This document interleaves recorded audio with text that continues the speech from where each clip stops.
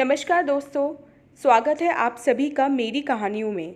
मैं हूं शिखा और एक बार फिर से आपके लेकर आई हूं एक नई कहानी और उम्मीद करती हूं कि ये कहानी भी बाकी कहानियों की तरह आपको बेहद पसंद आएगी और आप पहले की तरह अपना प्यार और सपोर्ट मेरी वीडियोस पर बनाए रखेंगे।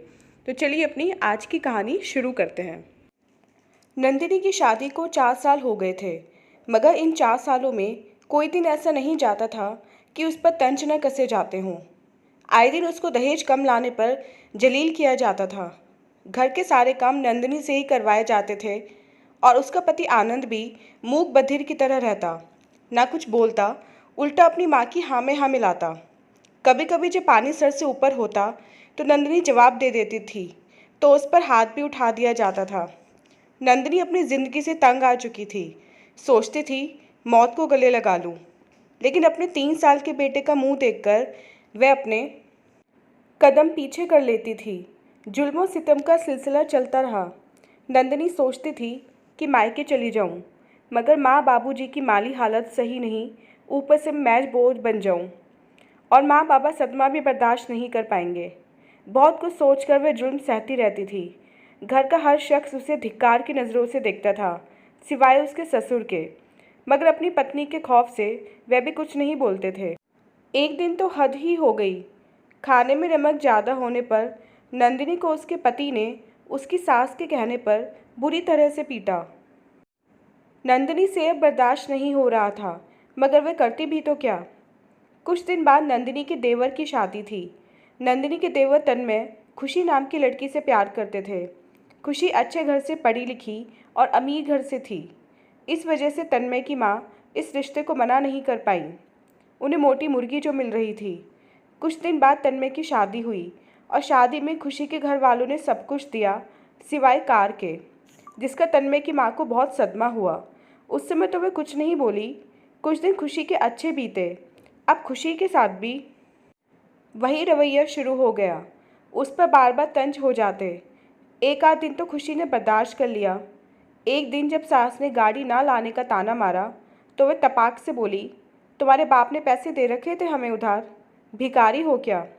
इतना सुनना ही था कि खुशी की सास का मानो दम सा निकल गया।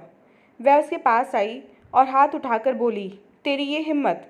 खुशी ने उनका हाथ पकड़कर, आप मेरी बड़ी हैं और ये पहली बार है। अगर आगे ऐसा हुआ तो मैं भी अपनी मर्यादा भूल जाऊंगी। शाम को जब तन्मय ऑफिस से घर आया तो उसकी माँ ने उसको पूरी बात नमक मिर्च लगाकर बताई। तन्मय को गुस्सा आया। वह खुशी के पास जाकर चिल्लाया कि तुमने मेरी माँ पर हाथ उठाया। खुशी बोली, उठाया तो नहीं, हाँ अगर ज़रूरत पड़ी तो उठ भी जाएगा। इतना सुनना ही था कि तन्मय खुशी के ज़ोर का चांटा जड़ देता है।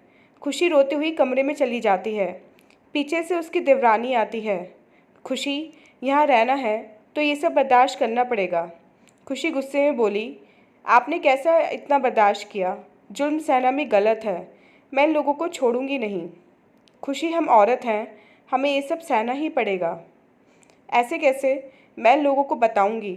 खुशी अपने कमरे में जाती है और अपना सामान पैक करने लगती है। तन्मय पूछता है, कहाँ जा रही हो।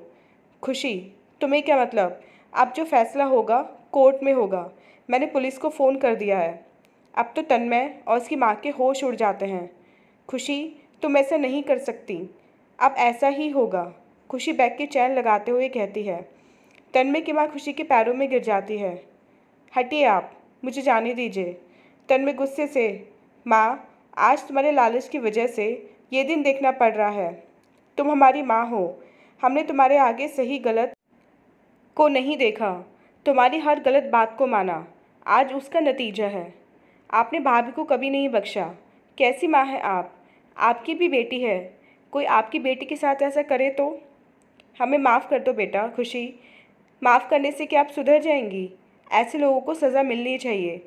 अब खुशी की सास को एहसास हो रहा था कि मैंने अपनी बड़ी बहू पर इतने जुल्म किए, कभी उफ तक नहीं किया उसने।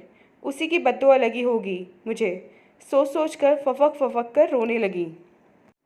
नंदिनी अपनी सास के पास आती है, उनके आंसू पोंछती है और खुशी के हाथ जोड़कर कहती है, अब कुछ नहीं होगा, माफ़ कर दो।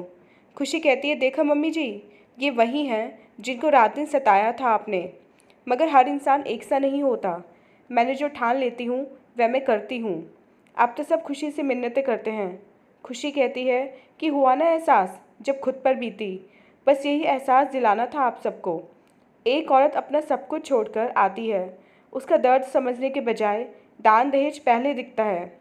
और माँ, आप खुद एक औरत हैं और बेटी की माँ। फिर आप ऐसा कैसे कर सकती हैं?